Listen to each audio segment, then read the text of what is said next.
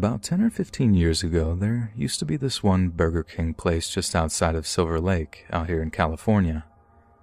It was situated just within walking distance of this giant pet supply store that was only too happy to let their customers bring their dogs, cats, chinchillas, or whatever else with them while they did their shopping. But unfortunately for me, the close proximity of these two places meant that many people would often try to have their pets accompany them for a burger, and although I'm assuming that the management frowned on that, they didn't really do all that much to curb that sort of behavior either. I'm pretty sure it broke all kinds of food safety regulations, but I suppose to them, business was business, and they couldn't really afford to turn every single pet owner away if the place wanted to stay afloat. So on the day in question, I had stopped at the restaurant for what I hoped would be a quick bite to eat before a job interview. It wasn't the smart choice, I'll admit. It certainly wouldn't be prudent of me to turn up to an interview smelling like French fry grease. But to be entirely honest, the smell from outside the restaurant had me practically salivating. Those fries, man. Something about those Burger King fries is just insanely good. Maybe it's the seasoning or the oil, who knows. Point is, I couldn't resist a quick Whopper and fries. But incredibly, the moment that I walked through the front door, I recoiled, hit by a debilitating wave of nausea due to the thick, pungent stench of wet dog filled my nostrils. It was almost enough to make me turn around and walk out again. But I decided since that I'd already made it this far, I should at least still get something to eat. It was that or risk feeling hungry, grumpy, and tired during the interview. My first mistake was peering around the place in the hopes of finding out where the smell originated from. Through this, I ended up locking eyes with a very heavy woman sitting smack bang in the middle of the floor plan, who was alternating between dropping ice cubes down various parts of her clothing and pouring large amounts of water directly onto the floor. She shot me a glare as if to say, like, "What are you looking at?" So I broke eye contact and walked right past her, my glances being much more subtle as I did so. And I challenge anyone not to have done the same thing. You can't not look at that stuff like it's like a car crash or something. Gawping is just sort of in our nature. Anyways, these water puddles were being noisily lapped up by an equally obese dog of ambiguous breed that looked as though it had been recently trying to make love with a freaking mud puddle. My second big mistake was loudly mentioning the unpleasant aroma to the girl who took my order. Although she expressed sympathy, telling me that the manager had already been informed, my complaint was overheard by the clearly crazy woman who was watering the foul-smelling hound. "What you say about my dog?" she barked out, sounding like she had a cement mixer in her throat in lieu of actual vocal cords. When I didn't respond, the woman shouted again. Hey, I'm talking to you, boy. You got a problem with my dog, huh?" Not in particular. He just doesn't smell too good is all," I said. Whoever said honesty is the best policy was a liar. "You got a problem with the way I look after my canine?" Before I could think of an appropriate response to de-escalate the situation, the woman hurled half her full cup at me, completely drenching my freshly laundered suit. Not only that, it turned out that she hadn't been sharing water with her dog, but actually some kind of clear soda. So picture the scene. I'm now covered in the sweet-smelling, sugary liquid the dog had been drinking, the same dog that now detects the outwardly negative energy being projected by the woman. Only when it rears up and begins to bark at me do I realize just how big that thing was. Turns out I had been extremely foolish to assume that all that body mass was just fat and blubber, because underneath all the fluff was just pure muscle and fury. That, and I was covered in soda, like I might as well have been in with Joe Exotic's tigers whilst covered in sardine oil. It was like a cross between a Saint Bernard and a pit bull, and like the saying goes, it really had taken on its owner's personality. It was mean, incredibly mean, and when it bared its yellowing teeth to growl at me and drool dripped from the corners of its mouth onto the floor below, I realized something. Dogs are killers. We might like to pretend they're not, that they're cuddly little doggos or borkers or whatever dumb name that the internet has given them that particular week, but they're not. They're barely domesticated. And given the opportunity, as many of these police camera action videos show, some dogs are just waiting for the chance to mess a person up. And that's exactly what this dog wanted to do to me. The fat lady only barely had him under control. The devil dog was straining so hard against its old frayed leash that I'm pretty sure I could hear the cordage beginning to stretch to breaking point in between this thing's mammoth, monstrous barks. She was screaming at me that she could just sick him on me, and that I'd be a fine lesson for a rude person like myself not to talk smack about people in public like that. I'm not ashamed to admit that I was absolutely terrified. I mean, to the point that I almost completely forgot that I had a job interview in the first place. It was just pure survival mode all of a sudden, and before I knew it, I was behind the counter in the Burger King workstation, begging the girl on duty to call the cops, animal control, anyone who could remedy the situation. Anyone else, some gangbanger or whatever, I might not have been half as scared. Sure, I might have gotten a punch of something for my indiscretion, but this woman was literally crazy, and you could just tell from the look in her eyes. Some cholo might just knock my teeth out and walk away, but this lady, I had absolutely no doubt that she was more than willing to let that animal rip me to shreds right there on the floor of a freaking Burger King. Once it was clear the cops had been called and I had made some half-threat about getting her dog put down, which was just that. There are no bad dogs, just bad owners. The woman left the Burger King, and the staff began to clean up the mess she made. I wound up having to rush away for a change of clothes before I could make it to my interview, which I barely arrived at on time thanks to that little incident. I was just lucky I had a spare suit jacket at home, which looked slightly odd paired with the pants I was wearing at the time. Gray suit jacket, black pants. But it was better than nothing. Oh, and for those interested, I did actually get the job, but I never, ever went to that branch of Burger King. Ever again.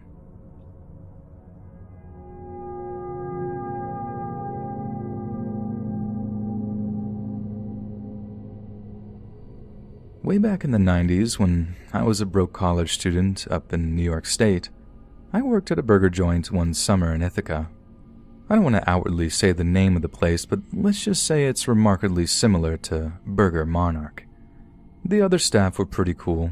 They were mostly young college-age kids like myself, and I actually still keep in touch with a few of them since we became pretty good friends. Hard work like that builds crazy strong bonds.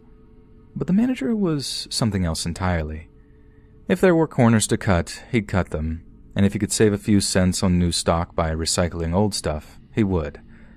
I mean, to the point it kind of felt like we ran the restaurant and just sort of tried to stop him from messing the entire operation up, just so we could keep getting our paychecks. But I'll name no names to protect the innocent, and now that I'm safe from being sued, on with the story. The sanitation in this particular Burger King was very questionable indeed. I mean, I've been to Burger King since with my kids, and it's a whole new ballgame. Cleaning stations everywhere, all the staff have gloves, the place is gleaming. But this, my Burger King, was a world away from the kind of place you see nowadays. While there were timers built into the refrigerators to symbolize that we were supposed to throw patties away after being prepped for 2 hours or more, these were much just decorations for the health inspectors. Anyways, I get a free burger and fries during my break. It was one of the few perks of actually working there. That and the free parking that I abused from time to time so I could go hang out at the nearby mall. I normally go for your bare-bones basic cheeseburger since it was almost always fresh and used minimal ingredients, and thus the least likely to kill me. But I decided to go for another kind of burger one day, because ranch dressing on onion rings together on one burger fulfilled a long-held protein dream I'd had. Anyway, so I throw a patty onto the grill for a few minutes, take it off, and take a few bites, only to realize something was wriggling in the burger bun. Yep, you read that right. And on closer inspection, it seemed like the whole hunk of bread was moving. Between the gooey, saucy cheese and buns were half a dozen or so little white larvae who were wriggling rather anxiously at having just been thrown onto a sizzling hot beef patty from their safe, cool home on the burger bun. Management always left the doors open in the summertime, front and back, as the place could get unbearably hot, and apparently that invited fruit flies that laid eggs on the burger buns. After gagging, spitting, and trying not to contemplate what was potentially wriggling down my esophagus, I showed the wormy buns to my boss, who claimed it was just sesame seeds, and then yelled at me for throwing the buns away. It was a long time before I ate a burger in that place again. Although what was almost as disturbing to me is that at roughly the same time, some drunk Cornell fat dude got a wormy bun and came to the counter. We realized what was happening and prepared ourselves for some kind of sustained assault ending in a lawsuit. But the guy just straight up ordered another burger. Another one. People are gross.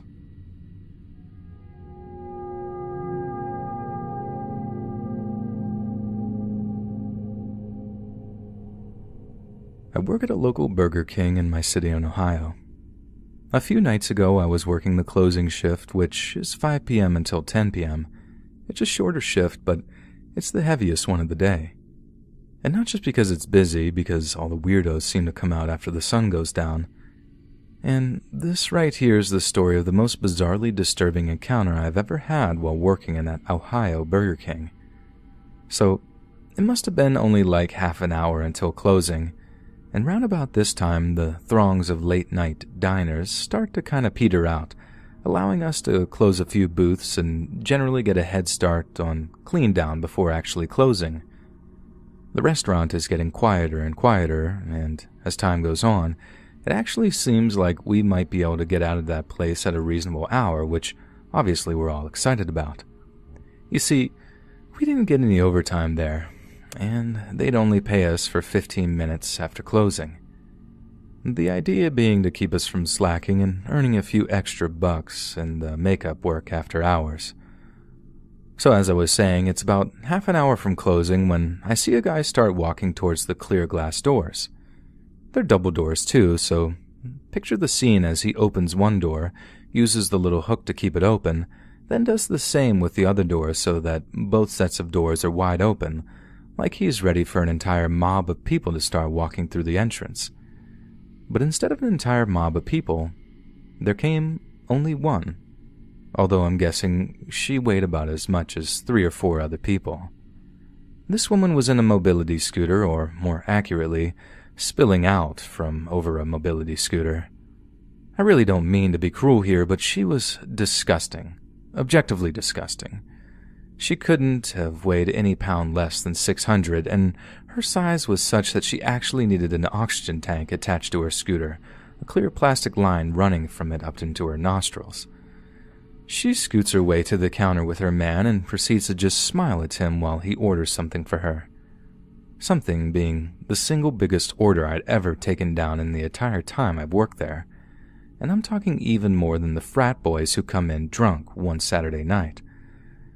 The order came to just shy of $150 and took about 20 minutes to prepare. Keep in mind that the average serving time in our restaurant at that period was like 6 minutes. 6 minutes for an entire bag of meals, and this order took 20, with every member of our staff preparing it. When it was done, the worst part commenced. She scooted herself over to a table with her man, who then proceeded to feed her pretty much the entire order in the space of about 10 minutes. It was absolutely disgusting. But honestly, I couldn't decide if it was worse that we were bearing witness to that whole thing, or that the guy seemed to take immense pleasure in making a freaking mess while he was feeding her. By the time they left, there were fries and ranch dressing everywhere, all over the floor, all down the red leather in the booth.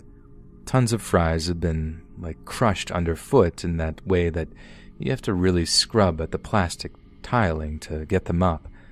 The whole thing added a bunch of extra time to our cleanup. But that's not the thing that scared me. It's how into the whole feeding thing they were. How the woman was hurtling towards an early grave, and seemed seemed to be loving it.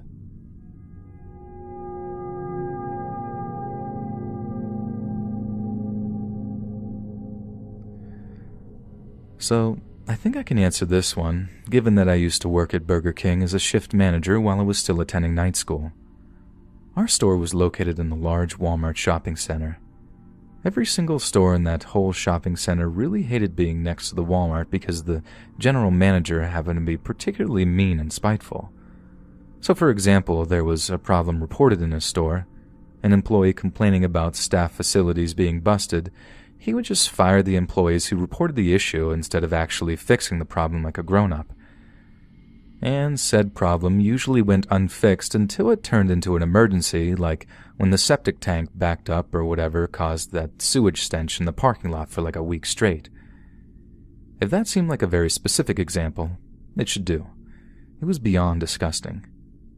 As a result of our anger and the subsequent chewing outs he got from us, he couldn't fire us, and our manager hated him even more than we did. Every year he would express his ire for the fast food restaurants next to him by plowing the snow in his parking lot into the large piles that block the entrances to our parking lots. Yep, he was that kind of guy. Anyway, 3 months later, and it's almost summertime. This is all right in the middle of a hectic lunch rush when basically our entire parking lot was full, and whenever that occurred, people would just park at the far end of the Walmart parking lot and wander over to us. And that day, we just so happened to be told by multiple customers that there was a growing fire ant nest in one of the flowery garden-type islands in the Walmart parking lot. We advised people to be careful, even putting up signs in addition to calling our general manager a few times, asking him to get an exterminator. He explained that we just didn't have the funds to hire professional exterminators, but he'd call up head office as soon as possible. Only they really had the power to allocate that kind of funding. He sympathized, but there was simply nothing he could do right away. It was frustrating, but that's the way things are sometimes. So a few days later, a woman and 3 children come in during the lunch rush. The mom is nice and polite. Kids are incredibly cute, and she orders 1 large meal for her, 3 kids' meals for the little tykes, and then they all walk out. Interaction over, right? Wrong. It must have been no more than like 10 minutes later the woman walks back into the restaurant. I recognize her immediately from having been so nice. That's the thing in the service industry, is sometimes I think I'd rather just have nice customers than idiots who tip. Only this time, she's not looking so happy and content. In fact, she looks visibly distressed. My first thought was that an order had been gotten wrong. Maybe one of those adorable little kids is upset that they didn't get their preferred toy or something, but the more I looked, the more it was obvious that she wasn't just distressed. She looked downright terrified. By the time I noticed that she was actually crying, I just walked out from behind the counter and gave her a polite, "May I help you, ma'am?" She tries to speak, but she can't. She's just kind of sobbing uncontrollably, in that kind of trying to keep it together but failing kind of way. I tell her everything is fine, just to take a breath, and she does. It works. She can talk again. But what I heard next made me kind of wish she hadn't. "My son, ants. Fire ants. Oh, God, please. Help. Please help." My jaw just about drops.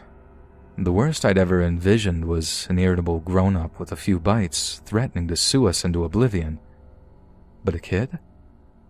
I ran, straight up sprinted as fast as I could manage towards the Walmart parking island. Immediately I see the kids. 2 of them are perched atop the hood of the car the mom had obviously been driving, while the boy is jumping around erratically, screaming in pain with tears streaking down his little face.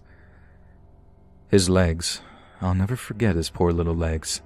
They were almost completely covered in tiny orange and black fire ants. I mean, even from a distance you could see them scuttling up and down his legs, which were already covered in these little red sore-looking bites. My first thought is to use the hose out back of the restaurant to spray the kid's legs. Side note, I'd had the exact same thing happen to my cousin when we were kids, and I remember my dad literally saving her butt by spraying her down with the power hose. She cried like a banshee, but it worked. That's also about the time I realized a huge problem with my idea. If this had happened closer to the store, I could have used a hose to spray them off his legs. But if you remember, this was a Walmart parking lot, where they'd used a free space before walking over to the Burger King. So there was absolutely no way I was going to be able to get them over there, not fast enough. I was absolutely terrified. I had to think quick. All I could think about was that kid in Texas who died of fire ant bites just a few years before. I mean, I'm pretty sure he just died of a few bites too, and this kid in the parking lot looked like he had hundreds. Then I saw their drinks, sitting on the hood of the car in one of those cardboard carrier things. I grabbed them, starting with the mom's large lemonade, and sloshed them with as much force as I could muster onto the front of his legs to wash off as many ants as possible. Next, the two small kids' drinks straight to the backs and side of the legs. 99% of the fire ants are washed off. The kid is still screaming, but after I clear the rest off with my gloved hand, the initial emergency is over. I tell the mom to bring the kid back to Burger King so I can use the first aid kit on him. She scoops him up, still screaming, her crying, while the other two kids follow close behind. I bring her in through the delivery entrance, then rush into the office to grab the first aid kit. She rubs burn cream on his legs while I call 911. Ambulance arrives within 5 minutes. Kid is not screaming anymore, but still crying. Paramedics take over. The mother gives me a hug and thanks me between tears for helping them. 24 hours later, I learned that the Walmart manager had been sued by a local family for dangerous conditions at his store. The manager was fired and replaced with an interim manager.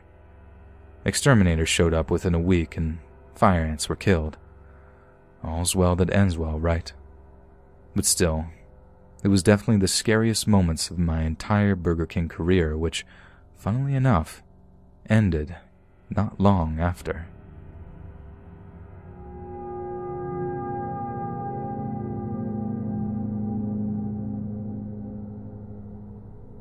So a few days after my 19th birthday, a few of my buddies and I are rolling around town in one of our cars, passing bottles and generally getting up to no good. We find a spot to park up, have a few smokes and blast some music, hanging out and just messing around until long after the sunset. Eventually, once we get hungry enough, we decided to drive over to Burger King to get a bite to eat. Now, I'm pretty lit by that point, and I've been lying if I said I wasn't generally being a complete jerk here, but here goes. So the Burger King drive-thru is closed for some reason, so we park the car up, get out, and head into the restaurant. And at the head of this huge line was this giant ham beast who was in the middle of waving her arm flab around, making some animated complaint about her order. My drunk buddies and I proceeded to watch this ham beast making an absolute idiot out of herself for like 10 minutes straight, holding up the entire line until eventually she steps to the side to wait for her corrected order or whatever. Either way, the line starts to move again. Everyone is super livid at this hog lady for holding up the line, and I could tell the workers behind the counter were less than pleased with her too. So by the time I get to the front to give my order, I'm feeling all cocky and righteous, and for some reason I had it in my head that if I made the workers laugh by roasting the hog lady, I'd get like a free meal out of it or something. So I say something to the effect of, "May I apologize on behalf of humanity for the irate snuffling of my heavy friend here." No one laughs. They all just look pretty shocked, looking back and forth between the ham beast and myself, waiting for the aftermath. She turns red in the face and I expect her to explode on me. I'm ready for the black eye or whatever. It was worth it just to hear my buddies cracking up behind me. But she didn't flip her lid. She didn't say a word. She just sort of stood there, steaming mad until the guy behind the counter appeared with her amended food order. Then she just sits down and starts eating her food. We get our food and sit down on the opposite side of the restaurant, and all the while my buddies are like, "Come on, man, you burned her, jeez, dude." But I'm looking over at her, because the ham beast is on her phone, just talking all quiet, but every so often she shoots us a little bit of a look with this big smug grin on her fat face. I don't know what I was expecting to happen, but why I thought I'd get away with it, I have no idea. Because the moment we walked out of that restaurant, we just hear from behind us, "There he is. That one, right there." I look around, and she's pointing at me, the same smug grin on her face. Then, when I turn back, there's a gun in my face. I honestly can't remember what the dude was screaming at me, only that he was, but I know it was her husband. It's weird the little details you notice when something like that happens to you. I distinctly remember seeing the dude's wedding ring on a finger that was wrapped around the handle of the pistol. I'm not a gun guy, but that thing was an incredibly big pistol, like huge. And all I did was sort of zone out and look down the barrel for a few moments with this guy's screams ringing in my ears. It was only when he pushed it to my forehead that reality came back to me and hit me like a ton of bricks. I just remember shaking so hard that when the guy told me to get down on my knees, I could barely react. He screamed at me to get on my knees because I didn't deserve to die on my feet, and that line stuck with me even to this day. I've never been so scared in my entire life. If you notice, I haven't given my name or where this happened or when it happened. This is to give me enough anonymity to admit that just after I fell to my knees, and I mean fell to my knees, I just straight urinated my pants, which I didn't even know was really a thing. I mean, obviously I've heard about people being so scared they wet themselves, but I didn't think it could actually happen to people. But I suppose since I was full of booze and that large Coke, there was plenty in my bladder to void, and void my bladder I did. Somehow, I had found a way to make a terrible situation even worse. Not only did I think I was about to die in a parking lot, while a whole restaurant full of strangers looked on in horror, I was about to die soaked in my own urine, cowering and shaking, on my knees outside of a freaking Burger King. He starts shouting other stuff at this point too, but I can't quite remember that either. I was just waiting for the moment my light switched off, a feeling like I'd fallen asleep real fast that I'd never, ever wake up from. I remember trying to shout something myself, something about how, will someone please call the cops, or whatever, but fear is a powerful thing. I couldn't speak. I mean, it was like a nightmare come to life. One of those where you try to scream for help, but your voice just sort of dries up in your throat. The next thing I remember are my ears pricking up to the word cops being spoken by some bystander just out of my view. Then I hear the distinct voice of the ham beast repeating the word, only this time, it's not me that sounds scared, it's her. I feel the tip of the pistol leave the back of my head, and by the time I summon the courage to look around again, I see the pair of them, ham beast and gun guy, screeching out of the parking lot in some battered old sedan, followed swiftly by the blaring sirens in the distance. It was only when I was giving my statement to the cops that I noticed my buddies were gone, and not only were they completely out of sight, so was the car. So I had to be driven home to my parents' house in a freaking cop car, which clued them into the fact that I had been drinking, which to them was far more worthy of their attention to the fact I'd almost just been shot in the Burger King parking lot. They tried to ground me for like a month, but they didn't need to enforce it. I was too shaken up to leave the house for the first week entirely. Just be careful who you're talking to or trying to be funny. You never know who's psycho enough to put a gun to your head.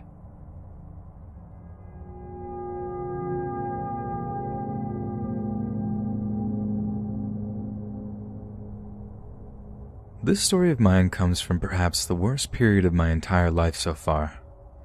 I grew up privileged. Summers in the Hamptons and winters in the Bahamas kind of privileged. My dad was an investment banker, and a good one at that. So much so that Mom never had to work after they got married. I had it all. Fancy private schooling bled into what I thought would be a free college education. Well, not exactly free since Dad was footing the bill, but I'd never be saddled with any kind of crippling student debt that would turn my peers into wage slaves for the rest of their lives. At least, that's what I thought was going to happen, until the 2008 financial crash. A lot of other financial companies got government bailouts right out of the taxpayer's pocket, but my dad's didn't. For whatever reason, they didn't qualify, so he lost his job. Long story short, one day I was in college, living the good life. The next I was on the phone to my mom, being told I'd have to drop out and find a job if I ever wanted to be able to support myself, as they just didn't have the spare cash anymore. It was devastating. I'd never worked a day in my life before, and there I was, traipsing around town with a folder full of resumes, trying to find something, anything, to get some cash in my account. And that's how I ended up working at Burger King. It was really hard at first. Although I didn't necessarily feel like it, I obviously gave off some major rich girl vibes, as the rough, tough, working-class staff members detected it immediately. They didn't go easy on me, not in the slightest. But if I'm honest, that's the best thing that could have happened to me. In the space of about 3 months, I learned the meaning of a hard day's work, and the more I threw myself into the challenge of full-time work, the more my colleagues started to respect and appreciate me. In the end, we were incredibly tight, and I still keep in touch with a few of them via Facebook and stuff, but anyway, now that you have a bit of background, on with the story. So I was working the late shift one night, which is generally the hardest shift of the day. The manager only ever put the most competent, most capable workers on that shift, and I know it sounds dumb, but the fact that I'd proven myself enough to be put on that cycle was a huge compliment to me. We used to stay open until midnight on weekends, and at about 11:30, we get this pretty regular-looking dude coming in, standing there at the counter whilst perusing the menu behind me. I gave it my best. "May I take your order, sir?" He looks down at me. Without skipping a beat, he's like, "2 double cheeseburgers, please." I could have plugged the order into the register when he interrupts me with an addendum into his order. "Could I have those without the bun, the bacon, or any cheese, and hold off on grilling them for me, would you? Thanks." I stopped plugging his order in and looked up at him. "Excuse me?" It took a moment for me to really process what he was asking for, and he smiled as he began to clarify what his order was. "Is there a problem?" Yeah. I'm not sure we're allowed to serve raw hamburgers. It's against food safety regulations." "You've heard of steak tartare, haven't you?" Yet another guy who immediately detected something in my mannerisms or accent that suggested I was upper class. I didn't even justify it with a response. I just asked him to wait a second while I talked to my supervisor. So the supervisor comes out and basically tells the guy no, just like I had. Even if you can eat raw beef, it's just not something we're able to serve our customers, or that's what I thought anyway. Because as my super is talking to this guy, calmly explaining that as much as he's sorry, it's just not something we can do, the guy rolls his eyes and pulls out a wad of high-denomination bills from his pocket and is just like, "How much would it take?" Now the place is pretty much empty at this point, but all eyes are on this guy and his wad of bills. I'll never forget the moment my supervisor stopped talking all calm and professional before turning to me and telling me, "Go to the back and clean something." I was stunned. I knew the guy well enough to know exactly what he was doing.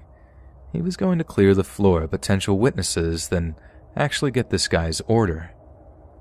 I pretended to clean something, all the while spying on him as he collected 2 raw patties from the fridge and sort of went through the motions of cooking them, so that if anyone watched the cameras back, it would look like he had done his job to the letter. A couple of minutes later, he comes into the back, telling me to take over the register, but not before he slides a few crisp $100 bills into my hand, telling me not to say a word to anyone and to just forget about what had happened before people start running their mouths about it. As far as the rest of the team knew, he had told the guy no, served him some regular burgers, then simply gone about the rest of his shift as normal. But I couldn't let it go. I had to get some closure, even if I had a few $100 worth of tips. I had to know what this guy's deal was. So being the sly fox that I am, I ducked my supervisor and hit up the manager in his office, asking him if, since it's so quiet, it'd be okay if I took a cigarette break. He looks at me all confused, turning in his chair before saying, "You don't smoke, do you?" Yeah, I just started. Stresses of the job." "Well, I'm sorry to hear that, but you're entitled to your 5 minutes. Just make sure you get your station covered." So I did. I got a buddy of mine to man the register, bummed a smoke off of one of the fryer guys, then stood out back trying to get a look at the guy as he headed for his car. So there's me, standing there, pretending to smoke while I pretend I'm not watching this dude climbing into his driver's side. Then the thought hits me. It's late. Stores might not be open. In fact, they definitely weren't open, and the dude probably wanted something to cook with, right? Wrong. I distinctly see him unwrap the dripping wet burger wrapper before he raised the raw meat to his face. He doesn't take a bite, not like I expected him to. In fact, it looks more like he's smelling the meat more than anything else. I really couldn't believe what I was seeing. Literally, though, I thought the perspective had me seeing something that I wasn't, so I made the awful decision to edge a little closer to the car, angling out so I could see through the driver's side window. All without considering that his side mirror would reveal me as the peeper that I was. And oh my God, the way he looked at me through that window, this wild look in his eyes after breaking from what looked so much like he was making out with that chunk of meat. He was furious, gunning his engine before ripping out of the parking lot as fast as he could move. I just tossed the cigarette, ran back inside, and went straight to the super to tell him what I'd seen. He only repeated that no matter what, I wasn't to tell a soul that we'd served him raw meat, or those few $100 bills would be the last money we ever got out of this place if the owner didn't opt to sue us too. We never saw that guy ever again, and no one ever found out about the raw meat we sold him. I don't suppose I was in any real danger, but it was definitely the scariest, if not the most disturbing incident I've ever had while working at Burger King.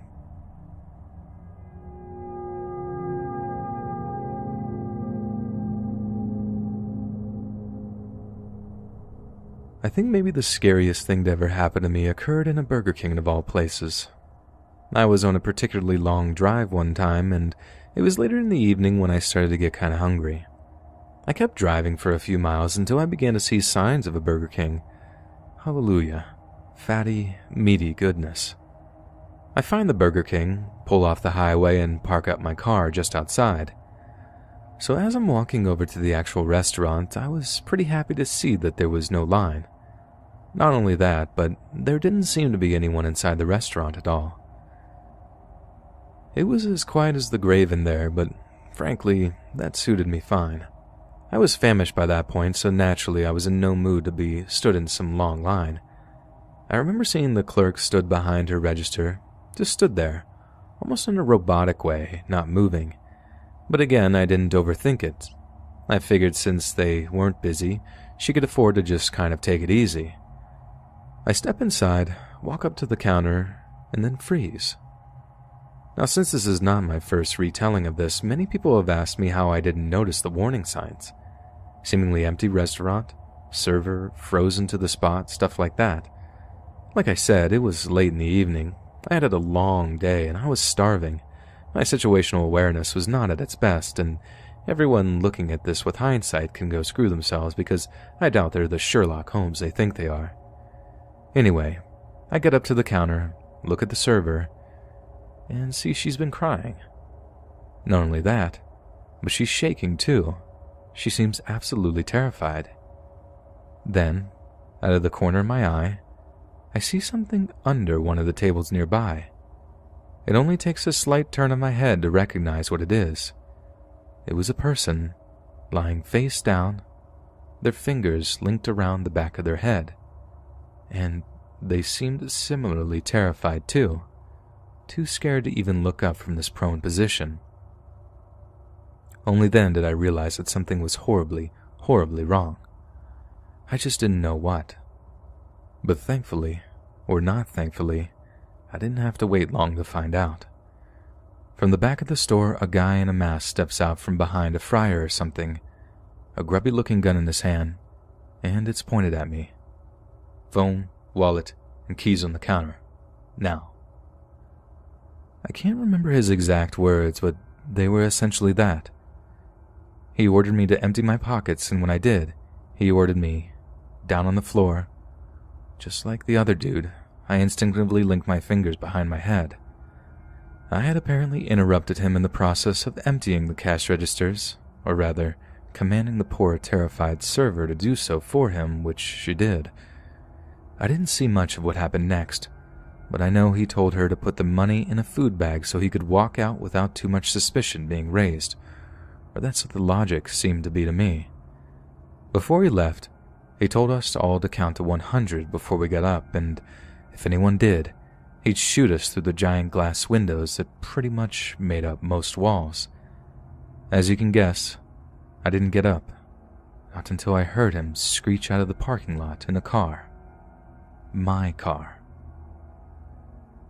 Needless to say, that was quite the messy situation to follow up with for many months after.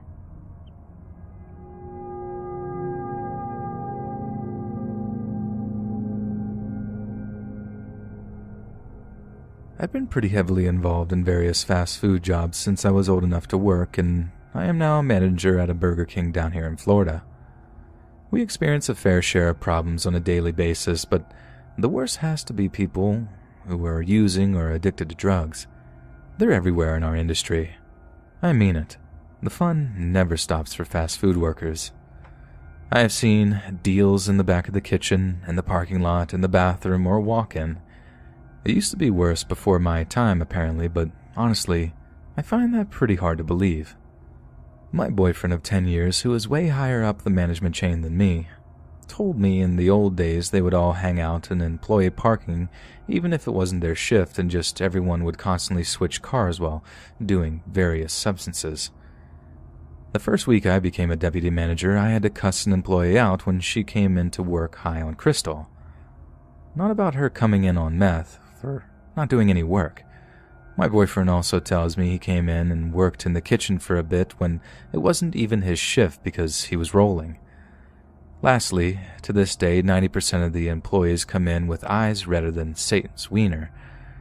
I used to be one of them, but a higher-up singled me out, and now I don't do it to spite them.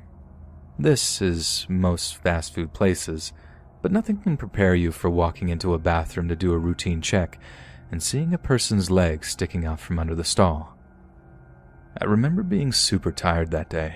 Just one of those shifts you're just trying to make it through instead of actually putting in any real work. I lazily grabbed the cleaning supplies from the cleaning closet, wandered into the woman's bathroom with my pen in hand, ready to sign my initials on the sheet to show we were being diligent and all that stuff. I straight up dropped the pen when I saw that girl's legs sticking out from under the stall, then ran. Ran back to the manager's office to call the paramedics. They kept asking if the girl was still breathing, and I had no idea. It wasn't a cordless phone, so I had to grab another team member to get them to check for me. They did not take it well. I don't think they'd ever seen another person on the verge of death like that, lips turning blue and stuff, and I had to send them home early when all was said and done. I don't really blame her either. It was a horrifying thing to behold. The paramedics showed up, and luckily this was at a time when the use of Narcan was becoming increasingly prevalent. For those that don't know, Narcan is a nasal spray that can reverse the effects of an opioid overdose. So luckily for us, and the girl in question, no one died that day. But the thing that sticks with me is the look I saw in that girl's eyes when we opened up the stall so the medics could get to her. I had to shimmy up the bathroom stall before jumping down, careful not to land on her so I could unlock the stall door. The medics wanted to kick it in, but it was quicker and much less expensive for me to just climb over. But when I did, I kid you not, the wide-eyed look of fear in that girl's eyes, the cold sweat clinging to her brow as she crept further and further towards death's door, I had never been so creeped out in my entire life.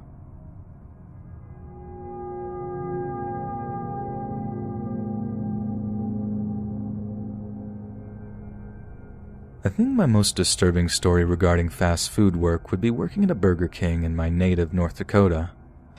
I happened to be the go-to guy for any kind of job the others didn't want. I was in high school at the time and usually worked around 25 hours a week to earn money to fund my extracurricular activities. I cooked, cleaned, washed trays, and served from time to time. But most of all, I was essentially a magnet for odd things. In the 2 years they were open prior to me starting, they didn't have drainage issues, fecal issues, vomiting, or anything else like that. But lucky me, when I started, my first day consisted of cleaning projectile vomit from the kitchen. One of the cooks took ill during his shift and barfed everywhere, and I mean everywhere.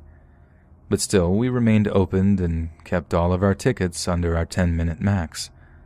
Fast forward a few weeks and our soda/ice storage drain under the fridge stopped working. We had to move the fridge and clean out the drain. The drain was full of a gelatinous brown stuff that smelt like raw sewage. A few nights later, some kid had explosive diarrhea all over our dining area. He somehow managed to hit 3 tables, around a dozen chairs, and about 80 square feet of wood flooring. Shockingly, we stayed opened and I was forced to clean in between exposing food. Another good one was when our GM found we had a rat problem in one of the walk-in fridge units. The restaurant was closing for a few weeks due to it being our slow season, like smack bang in the middle of one of those brutal Dakota winters. One of the super smart shift supervisors decided to just close the door with the rats inside.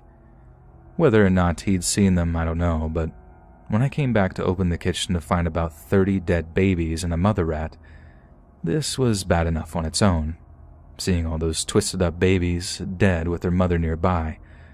But when I came to donning the gloves and picking up their little bodies one by one and tossing them into a plastic trash bag, it turned out one of them wasn't as dead as they appeared to be.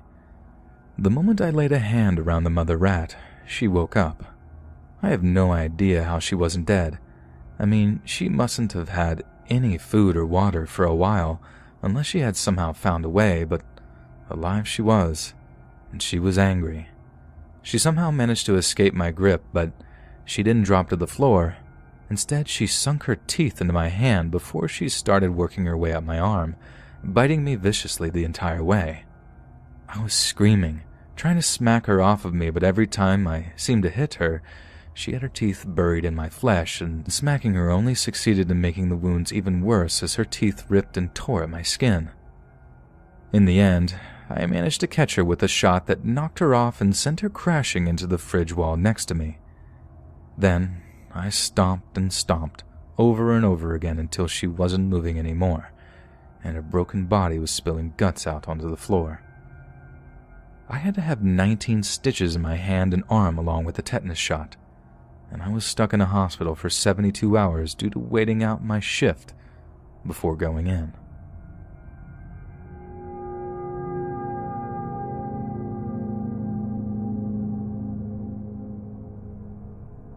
So this story doesn't have anything to do with Burger King food as such, as the restaurant I happened to be working in at the time was very sanitary.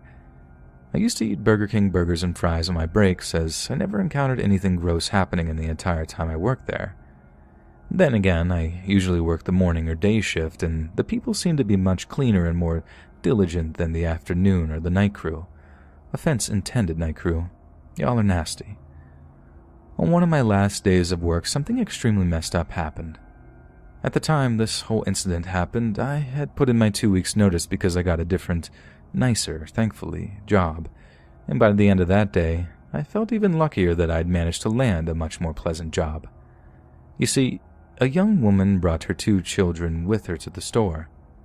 Not an unusual thing, and although I didn't serve them, I was around the registers when the mom placed her order. Absolutely nothing seemed amiss with her or her kids, and trust me, you get really good at reading people when you work service. Body language, posture, stuff like that you learn to read, and you can almost tell if someone is about to be a jerk or whatever. Anyway, on the day in question, a large group of senior citizens from a local retirement home were there as well. It was a weekly thing, and we came to get to know some of the older folks who came into the restaurant. So one of these sweet old ladies walks up to the counter and tells the shift supervisor that one of the bathroom stall doors was locked. She knocked on the door numerous times, thinking it might have been one of her retirement home friends, but got no response. She told us she was pretty worried and asked if a member of the team could go into the bathroom to make sure everything was okay. Our general manager immediately jumps into action, got in there and used the special kind of key we had to open up the bathroom stall from the outside. The mood was kind of tense when she walked in, but the entire restaurant went into a panic when she rushed out, shouting for someone to call 911. We later found out that she had unlocked the stall, only to find the young mom of two lying on the bathroom floor, turning purple, with an empty bottle of bleach next to her with the cap off. She had tried to take her own life, right there in the bathroom, with her two young kids playing just a few yards away. And this was the worst part. These children were like 3 or 4 years old, tops. I don't think they'd ever get over it if their mom died like that, right there with them. When all was said and done, all the employees on that shift were in tears or just numb from what had happened.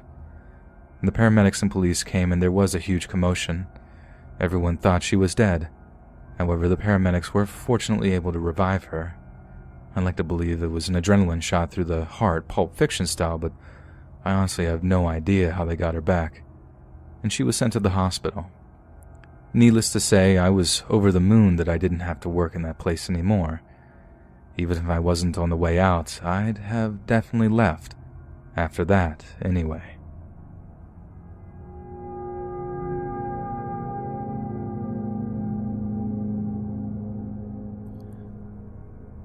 A wild thing happened to my girlfriend and I at Burger King a couple of weeks ago. We ordered a bunch of food, got our drinks, and sat down at a table near the corner of the restaurant.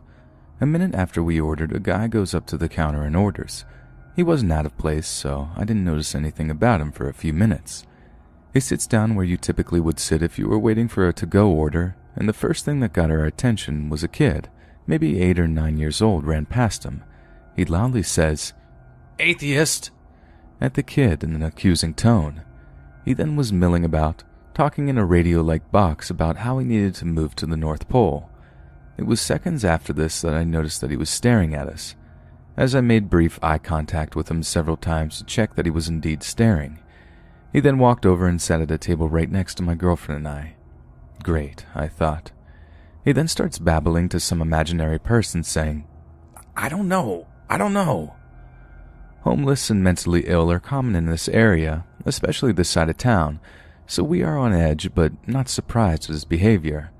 The lady working calls for order 179. The guy says, "They were before me," motioning to us, since he apparently forgot his number. The lady said, "2 cheeseburgers," and he again insisted it might be our food. By this time I realized what was happening, and I said, "Oh yeah, we are 178. At this point he snapped and totally lost it on me. "You Californians need to learn to open your mouths," as he grabbed his food and began walking in my direction to the exit. I mustered up what fight-or-flight response I had in the moment to say, "Have a nice day, see ya," as he approached the door, and crazy guy continues to cuss at me, calling me names. A few words were exchanged, but I made sure to stand my ground but not say anything off-color as he made his way out. As he left, he apparently continued to scream at us through the window. All employees and customers in that place were looking at me in shock, and I was shocked too. The part that bothers me about this interaction is that in the moment, as he walked past me, I saw in his eyes how removed from reality he was, whether that be because of drugs or mental illness or a combination of both. He was also much larger than me, so if he wanted to hurt me or my girlfriend, he likely could have. Needless to say, every time I go to that Burger King from now on, I make sure I scope out the area before going in.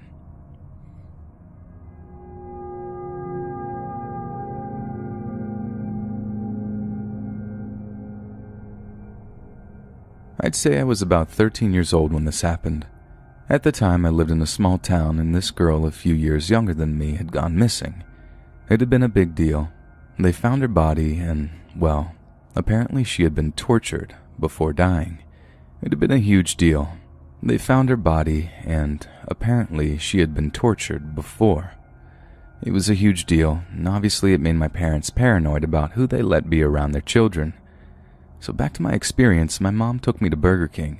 It was close to our apartment, and we went there the day she was too tired from working to cook. She went to get the food, and I sat at a booth playing with the paper from my straw, and this man came in and came up to me. It was like he came into the building and looked around until he spotted me, then came over to where I was sitting. The guy, I don't think that he was homeless. Maybe he was. He had this odd smell to him, and his clothes were ripped and dirty. He kept his hands stuffed in his jean pockets and kept moving them around and swaying back and forth while standing and looking down at me, and he kept smiling. It was so creepy.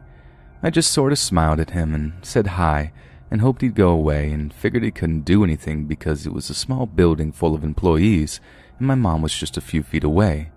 Note, my mom didn't notice this guy yet. He started talking to me, and I remember that he had that kind of voice that makes you feel gross. He just stared at me and was talking about the girl who went missing. It wasn't like a casual topic. He had this glint in his eye that it was exciting to him what had happened, and excited for him to be talking about it to a young girl.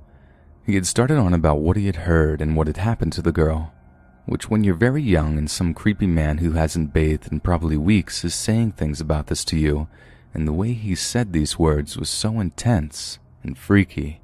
Like the whole situation is messed up, and I was creeped out. This guy was standing very close to me, like blocking my side of the booth. It was like he knew that if he didn't stand nearly pressed to my side that I would get up and leave this charming conversation.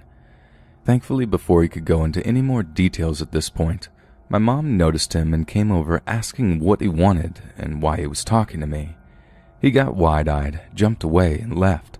A few employees ran out after him to see who he was, what he looked like, because they were caught between wanting to call the cops and making sure to never let him into the building again.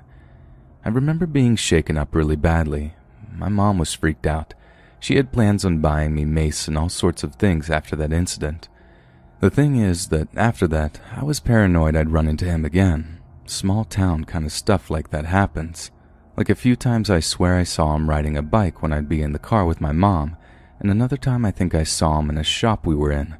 Of course, I was young, and he was gross, and I was paranoid, so I doubt I did really see him.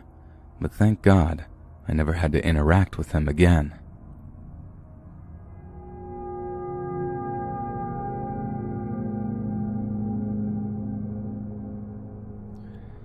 This story is from a little over 10 years ago, so I was either 9 or 10. My dad would take us in his 18-wheeler across the eastern United States, mostly so he didn't have to unload the truck because he was incredibly lazy. Anyway, I went with him one summer, and we stopped at a Burger King to eat. I forget where it was, but it was either in Kentucky, Virginia, or West Virginia. I nearly got hit in the parking lot by some idiot, which was bad enough, but the really creepy stuff went down once we were inside. I ordered a kid's meal with a Dr. Pepper. The cashier was this weird redneck-looking dude. I remember taking a sip of my drink a little after sitting down, and it tasting kind of weird.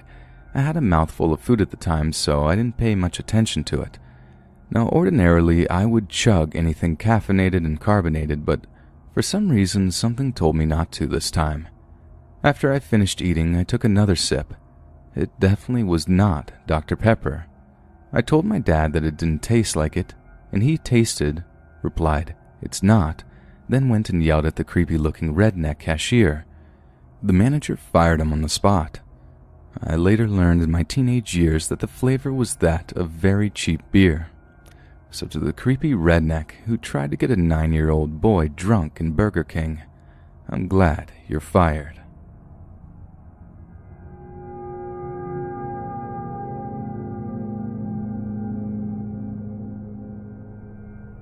So this happened yesterday, but I'm pretty sure it's the creepiest encounter with a stranger I've ever had in my life. I've never really written about a personal experience like this, and I don't know if you all will find it weird as I did, or if I'm overreacting, but I thought this would be the place to share it. Yesterday, my friend and I were at my house and found ourselves craving gross fast food. I live about a half-mile from a Burger King, which my friends and I had walked to before. It was quickly approaching dusk, but my neighborhood is relatively nice, and I had never felt comfortable or unsafe walking anywhere nearby before. The weather has been mild around here for December, and we decided to walk instead of drive the short distance to the King. For some background information, my friend and I are both 16-year-old girls. We both have had encounters with creepers in the past, but my resting face has deterred a lot of unwanted advances. My friend had pepper spray canister in her purse, but we left it at home, I guess because we were so comfortable in my neighborhood that we didn't think anything odd would happen. When we reached the Burger King, it was oddly desolate for dinner time. The only people in the restaurant were the workers, an old Italian man who seemed to be the franchise owner, and a middle-aged African-American man sitting in the corner facing the window. The way the building is set up, you order your food around the corner from the seating area, and those at the cash register cannot easily see those seated in the restaurant. There's a side door that opens directly onto the dining area, and you can enter and leave without whoever is working the cash register seeing you. As we were ordering our milkshakes and fries, the owner was screaming at the young employees, which made my friend and I pretty uncomfortable. When our food was ready, he brought it to the counter and leered at us, asking us if we had just been to the beach. Neither of us were dressed particularly provocatively, and I just gave him a dirty look and sat down to eat my food, thinking that he was probably the creepiest person I was going to meet that day. When my friend and I sat down to eat, the man who was seated in the corner got up to leave.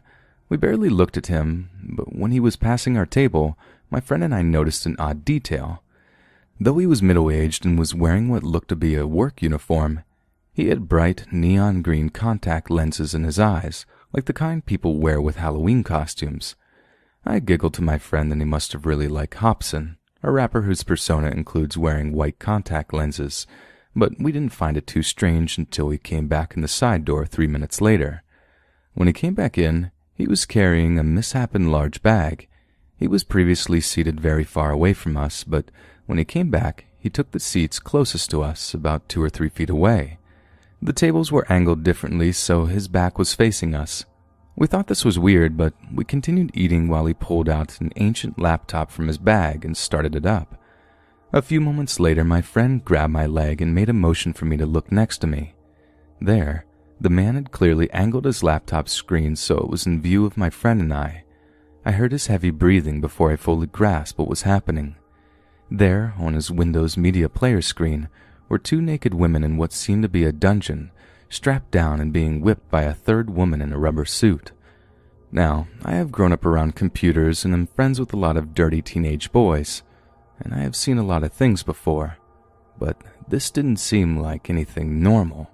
It seemed less staged and less professional, and the fact that the man had it on a disc instead of the internet made it pretty creepy. What made it even creepier was that he was steadily increasing the volume of his laptop. By the time my friend and I fully grasped what was happening and got up to leave, it was on full volume and still angled towards us, while the woman's screams of pain echoed through the dingy restaurant. Of course, while this was happening, the manager was still yelling at his employees, and they were definitely unaware of what was going on. My friend and I didn't stop to tell them what was happening, and we booked it out of there, running across a busy intersection. I look back to see the man getting up and walking out of the Burger King into what can only be described as a stereotypical black creeper van. I told my friend this, and we began to panic and ran into a nearby gas station. The van drove into the parking lot and sat there. We hid inside for almost half an hour, and the employees probably thought we were shoplifting, but we were too scared to make the walk home with this weirdo on the loose. Eventually the van drove off, and we peeked outside to make sure the coast was clear. By this time, it was completely dark outside. I called my best guy friend and asked him to come pick us up, but he was across town. My friend and I just stayed on the phone with him as we began the trek back across to my house, which, though short, when paranoid, seemed endless. When we got home, we speculated on the man's intentions and thanked our lucky stars that he didn't grab us on our walk back. I wasn't able to sleep well that night. I just saw his blank green eyes and his creepy black van in my dreams. It really sucks not feeling safe in your own neighborhood. I think it was probably exciting for him to scare young girls, and I think maybe this was his form of exhibitionism. If anything like this has ever happened to any of you, I would like to hear about it, or if you know if it's a thing in the creeper community to force people to watch your weird stuff in public.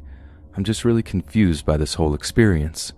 My friend's dad called the non-emergency police line today about this, so I'll be sure to keep everyone updated. Number 15. Burger King foot lettuce. When I was 18, I moved to St. Louis to go to college. I had never actually lived in a big city before, and even though I knew it could be very dangerous, I stupidly felt invincible as a young girl. One day I decided I wanted to skip class and visit a trendy vintage store. I was always a little hesitant to go anywhere by myself, but the store was on a popular street full of shops and restaurants, and after all, it was broad daylight. I finished shopping and made the long walk back to my car, just enjoying the sights. The street wasn't as busy as usual since it was afternoon on a weekday, and this is how I suddenly ran into trouble.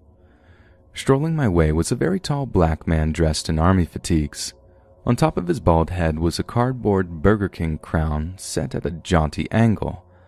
I wasn't exactly concerned except for the fact that he was clearly mumbling and laughing to himself as if he were telling the world's greatest jokes. It's not unusual to see strange-looking but harmless people in public, so I continued on my way while being very careful not to make eye contact. "Excuse me, miss. Could you show me the way to the library?" I hadn't really expected him to talk to me, and I was taken aback by his politeness. I replied that it was further down the way he was heading and started walking again, and he got in front of me and asked me my name. Not really knowing what to do, I told him my first name and he told me his, reaching out his hand for a handshake. He gripped my hand and kept shaking it, never letting go while he told me how he was trying to get a job at a Burger King and asking me about my life. This entire time, he was still giggling to himself like he was about to be the victim of a prank. I didn't get the feeling that he was drunk or high, but he was definitely off mentally, and I was terrified that things were about to escalate. I gave vague but polite responses, nervously glancing around as he endlessly shook my hand. A man in a nearby store with narrowed eyes was watching this whole thing unfold through the window. I made eye contact as if to say, "Please help me." The guy didn't budge, and I was paranoid that I was about to be attacked right in front of him. "It's so very nice to meet someone like you," the Burger King was saying, staring at me without blinking. His grip started to tighten harder and harder until he was crushing the bones in my palm, and I let out a little gasp. Suddenly adrenaline kicked in, and I jerked my hand out of his and bolted, yelling, "I really have to go now." I didn't stop to see if he was following me, and luckily, I never saw him again. I was mostly shaken up by what could have happened right in front of a bystander, and I still wonder about the Burger King's backstory. Why was he wearing legit army fatigues and boots and that crown? And I'll never be going to the local Burger King to find out if he got that job.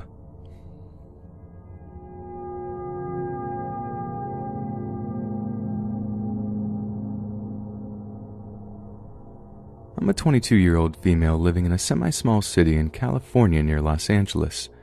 These events happened right after I graduated high school, making me about 17 years old at the time. After high school, I decided not to enroll in college right away since I wanted to take a break from school, so I started looking for a part-time job. I was actually hoping that I wouldn't find a job right away so I could focus on my art. With my luck, I got called for an interview at a local Burger King a few days after I started applying. I met my manager, we'll call her Karen. She was extremely nice and hired me for the cashier position. This Burger King was very close to my house, a 10-minute walk from my house to be precise. It was great since at the time I didn't have a car nor a driving license. Everything was going great for a few months working at Burger King until I started to notice an Asian man. He was probably in his late 40s or early 50s. We have tons of customers daily, so the only reason why he stood out was that he would come inside the restaurant wearing dark sunglasses and he would lift them just above his eyes when he would order, which I found funny at the time. He would always come in and just order a small vanilla shake and make small talk with me. At first, I didn't think anything of it. I just thought, wow, he must really like Burger King shakes since he comes here almost every day. Karen, my manager, was the first person to notice something was off with this man. Working at a fast food restaurant, my hours vary day to day. I might work opening shift or closing. Well, Karen was starting to get a weird feeling about this man, so at the end of my shift one day, she calls me into her office and lets me know that this man with sunglasses always asks for me when I'm not there and just leaves without ordering anything. This is when I started to pay more attention to him. I would always see his beat-up Toyota van always parked in the parking lot when I would come out from my shift. It was parked on the side of the building where if you were inside the restaurant, you wouldn't be able to see it from any of the windows. It made me uncomfortable since he would try to lure me by calling my name at times, and at times he would sit in his van with a blank stare. I would always make sure he wasn't following me from work to my house. I didn't want him to know where I live, obviously. I found out that he works at the water shop that was just a few stores down, so I relaxed a little since there was a legit reason as to why he was always parked in that area. The only weird thing was that he parked in our parking lot, which was quite a walking distance from his shop. I just brushed it off, thinking that he just wanted the exercise and he would call my name to say a friendly hello. Everything changed one day on my morning shift. I was working drive-thru since I was covering for my coworker who was at lunch. He comes in and sits in the dining area.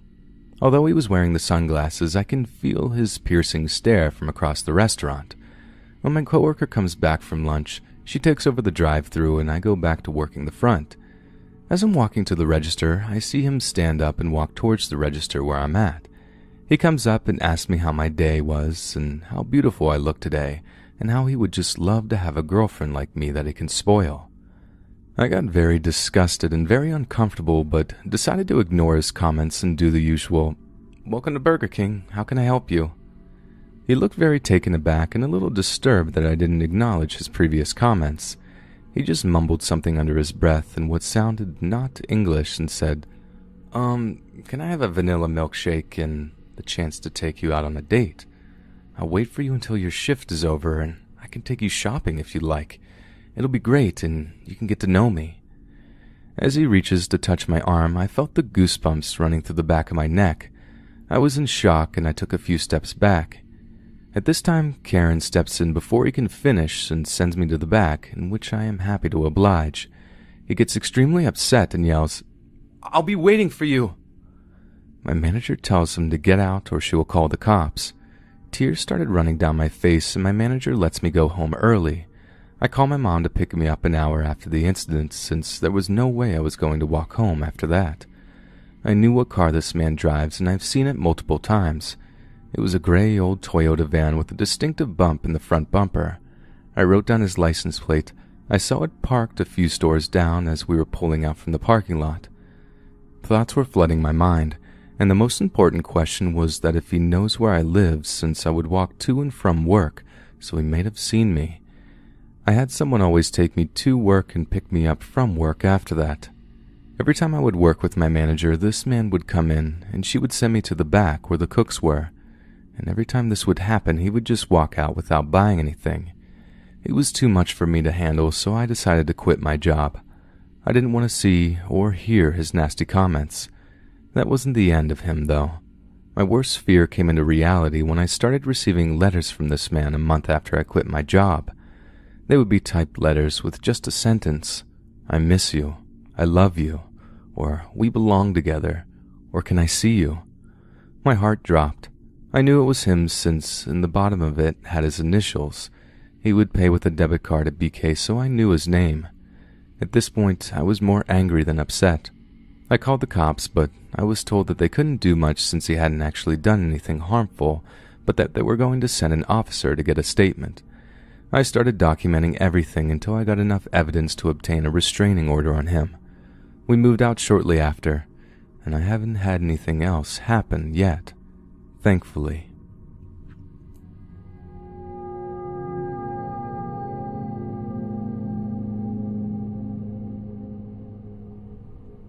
This happened when I was working at Burger King a few years back.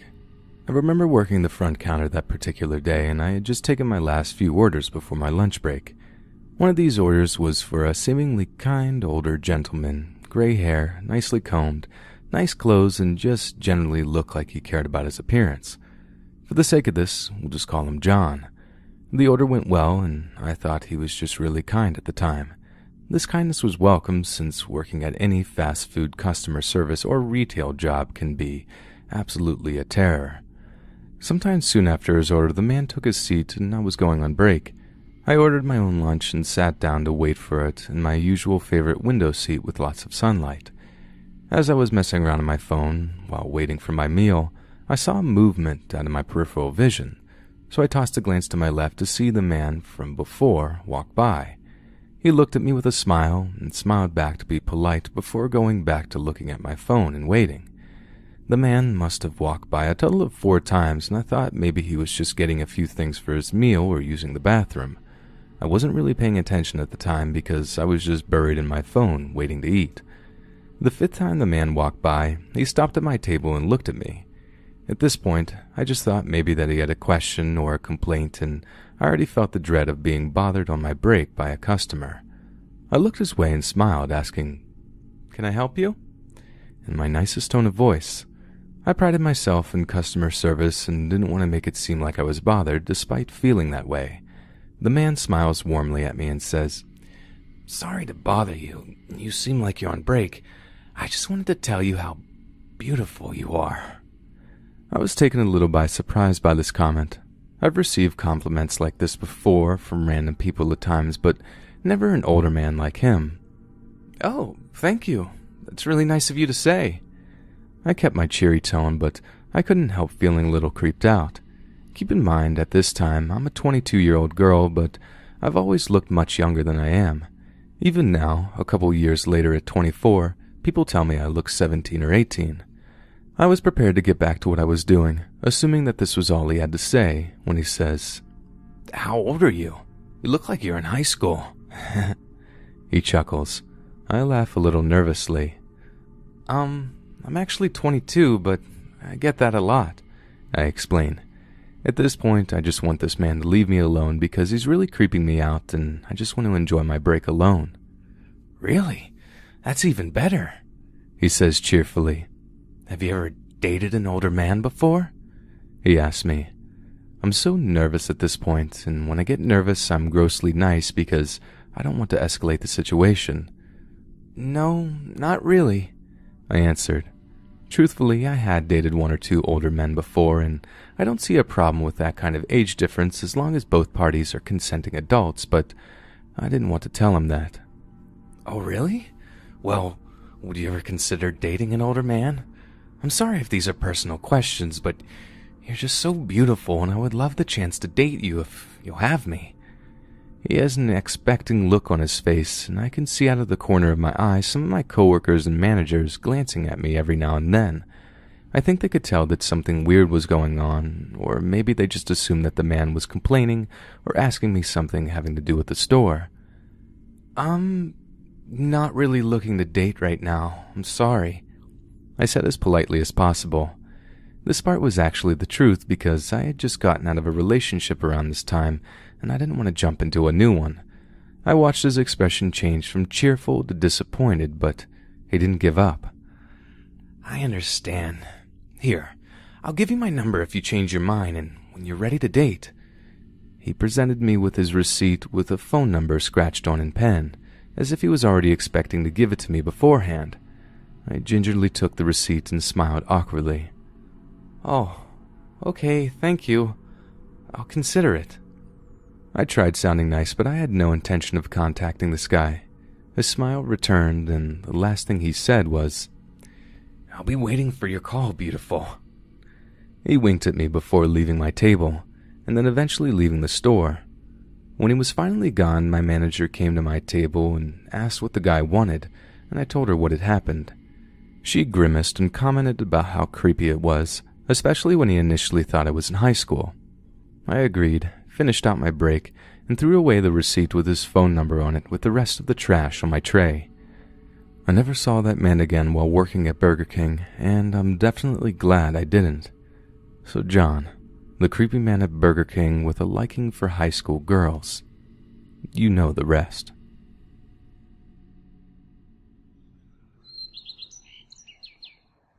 Hey friends, thanks for listening. Be sure to subscribe and click that notification bell to be alerted of all future narrations. If you got a story, be sure to submit them to my subreddit, r/Let's Read Official, and give and receive feedback from the community, and maybe even hear your story featured on the next video. And join my Discord to interact with me and other listeners directly. And if you want to support me even more, Grab early access to all future narrations for just $1 a month on Patreon, and maybe even pick up some Let's Read merch on Spreadshirt. And check out the Let's Read podcast, where you can hear all these stories in long compilation form and save huge on data, located anywhere you listen to podcasts. Links in the bio. Thanks so much, friends, and remember, always finish your fatty, meaty goodness.